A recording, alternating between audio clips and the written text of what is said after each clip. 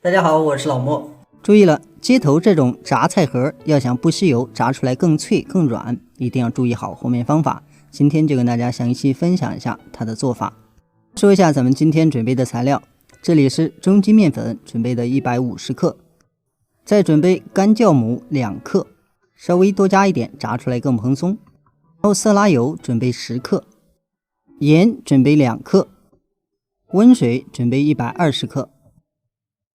韭菜餡或者是肉餡準備適量。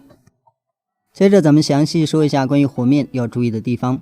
咱們把麵粉倒入之後呢，加入鹽，主要是增加底味，不是為了讓它出筋。然後放入材料，一定要把酵母先攪拌匀，再加入食用油，這樣酵母呢就不會跟油混在一起，打不開。然後把油單獨攪拌匀就可以了。接下來咱們就加水和面。和這個面大家一定要稍微注意一下，因為水量比較大。咱們在和的時候呢，肯定會粘手，大家稍微耐心一點，不要着急，把它和匀。窝水的地方呢，不要太狠，就是把所有的水分基本上給它攪成一致的狀態就 OK 了。假如攪拌不匀，咱們後面在操作的時候很粘，即使戴了手套一樣粘得特別厲害。大家可以看，目前這種狀態呢，就是一種非常粘手的。咱們這樣一直繞圈的去給它攪打一下。這樣操作，一是能夠讓它的筋性更容易體現，再一個能讓水分更快的均匀起來。把水分攪匀之後，咱們直接把它堆成一堆兒，咱們就可以包起來发面。发這個面一定要注意，多发一會兒不要緊，只有得到充分的发酵，咱們後期在炸的時候更容易鼓包，更容易鬆又脆。面发好之後，大家可以看一下，它體積變得更大，然後呢，裡面的蜂窩呢就是比較匀，而且還特別稀。接着咱們拌韭菜餡，拌韭菜餡之前加入一點油，不容易出水，然後分別加上鹽，稍微來一點13香，雞精少許，然後把味道攪拌匀就可以了，咱們不需要加雞蛋。這樣咱們韭菜餡就拌好了。拌好之後呢，咱們接下來就來包。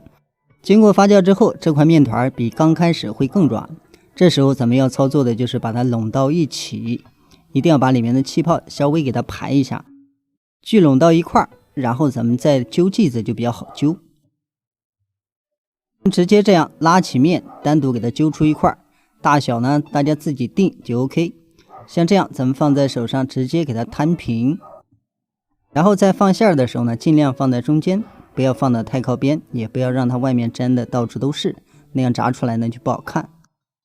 然後包法也比較簡單，因為面比較稀，咱們單獨把這塊面皮呢直接拉上來，把所有的韭菜全部蓋嚴就 OK。咱們收到最後這裡呢，就是把它攏到一塊，然後捏一下反過來，這樣一個餅坯就算完成了。接下來咱們平盤上刷上油，也可以在案板上刷上油，把劑子放進去，咱們直接用手給它壓成餅狀就可以了。也可以在炸之前按。鍋內稍微多加一點油，這樣咱們炸的時候比較方便。燒的熱度呢跟油條一樣，油溫一定要偏高一些，不然的話很容易吸油。然後咱們油鍋燒好之後呢，咱們直接放在手上按也可以，稍微給它拉伸一下，拉長，咱們再放入油鍋。接下來就開始炸制。炸制的時候記好咱們前面說的油溫一定要偏高，不然容易吸油。